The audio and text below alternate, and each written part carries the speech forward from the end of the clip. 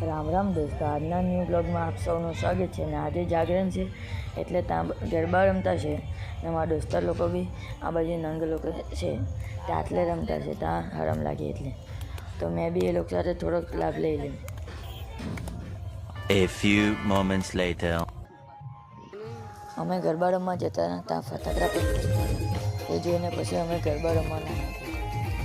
અમે ગરબા રમવા આવી ગયા, બહુ ફોર્મમાં આવી ગયા હતા બધા. અમે ગરબા રમીને થાકી ગયેલા હતા એટલે નાસ્તો બી આપતા જ હતા. તો હવે અમે નાસ્તો કરી લીધો.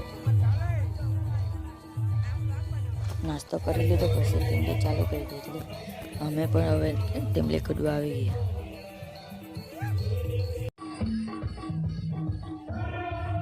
બીજા બધા તો રમતા હતા પણ અમને ઊંઘ આવતી હતી એટલે અમે ઘરે